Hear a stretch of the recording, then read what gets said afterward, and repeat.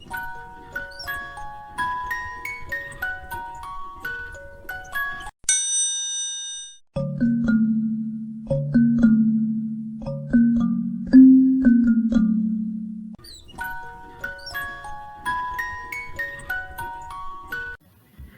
Guys, this is Pragya Singh and welcome back to my channel. Guys, जैसा कि आप सभी जानते हैं, हम पाइथन लेक्चर सीरीज पढ़ रहे थे और पाइथन लेक्चर सीरीज में हम मॉड्यूल्स के बारे में पढ़ रहे थे कि मॉड्यूल्स किस तरीके से वर्क करते हैं।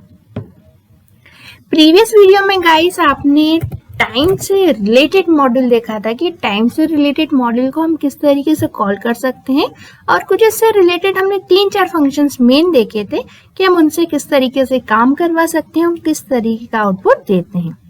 ओके, अब ये जो टाइम फंक्शन था ये आपको टाइम बताता था और टाइम के साथ साथ प्लस ये फंक्शन आपको डेट भी बताता था। तो हमने टाइम और डेट दोनों चीजें सीखी थी। आज गाइस हम बात कर लेते हैं कैलेंडर की।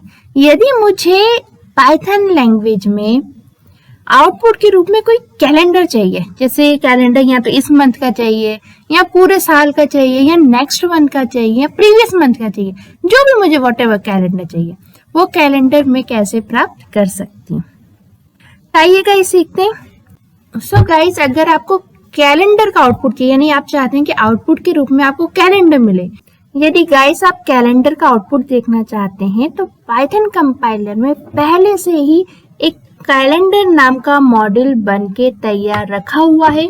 इसको जस्ट आपको इंपोर्ट करना है और वर्क करना है। तो जो पाइथन कंपाइलर में पहले से ही बना हुआ मॉड्यूल है वो बिना इंपोर्ट करे तो वर्क करेगा नहीं। तो आपको मॉड्यूल को क्या करना होता है, इंपोर्ट। तो मॉड्यूल का नाम तो कैलेंडर ही है। इंपोर्ट करने के लिए आपको यहाँ पे लिखना होता है इंपोर्ट देन स्पेस और फिर मॉड्यूल का नेम।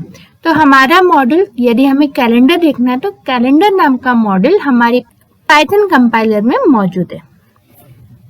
ओके, ना अब हमें कैलेंडर से रिलेटेड फंक्शंस को कॉल करना होगा।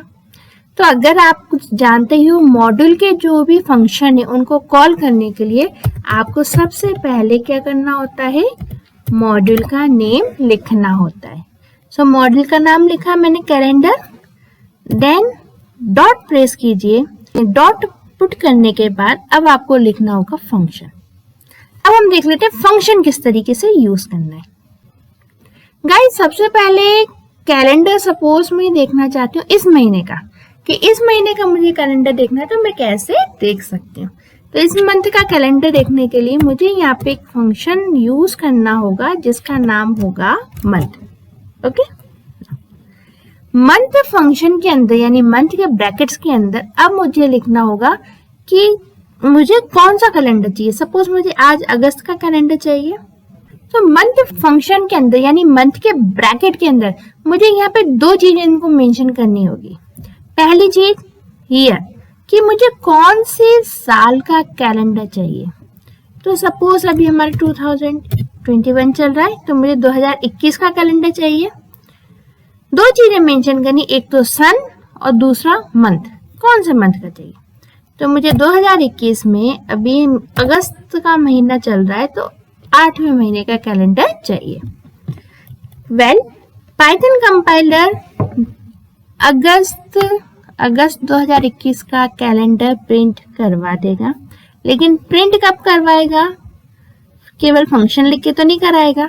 उसके लिए यदि आपको प्रिंट करवाना है तो आपको प्रिंट कमांड यहाँ पे प्रिंट फंक्शन यहाँ पर लिखना होगा। तो देखिए मैंने इस तरीके से यहाँ पे प्रिंट फंक्शन को लिखा है। तो देखिए इस तरीके से मैंने यहाँ पे प्रिंट फंक्शन को लिखा है।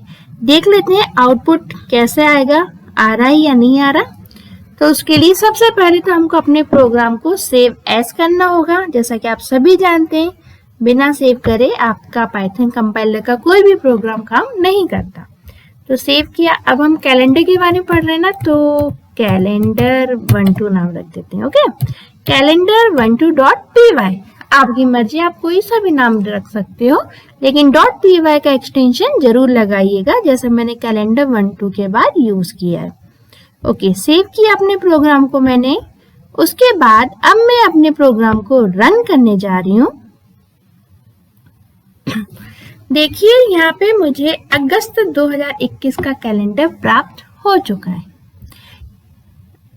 इसी प्रकार गाइस आपको जिस भी मंथ का कैलेंडर चाहिए, जिस भी ईयर में पर्टिकुलर मंथ का कैलेंडर चाहिए, वो कैलेंडर आप इस तरीके से देख सकते हैं। ओके, अब हम आगे बढ़ते हैं।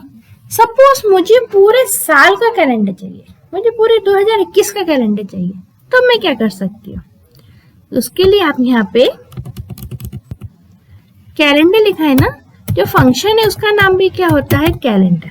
कब? जब मुझे पूरे साल का देखना हो। अब मुझे पूरे साल में से कोई महीना स्पेशल बताने की आवश्यकता तो है नहीं, तो जो 8 था वो हटा दिया और सिर्फ क्या लिखा रहने दिया? 2021। क्लियर, समझ में आया?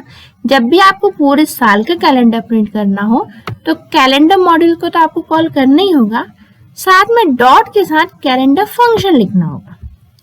अब जो कैलेंडर का फंक्शन है उसके अंदर वो साल लिखना होगा जिस साल का आपको कैलेंडर चाहिए। तो मुझे 2021 का चाहिए, तो मैंने यहाँ पे 2021 लिख दिया है। आपको जिस भी साल का चाहिए आप वो लिख देना। मैं कंट्रोल एस की सहायता से प्रोग्राम को सेव कर रही हूँ और F5 की सहायता से रन कर रही हूँ। तो देखिए पूरा कैलेंडर मेरे सामने आ गया।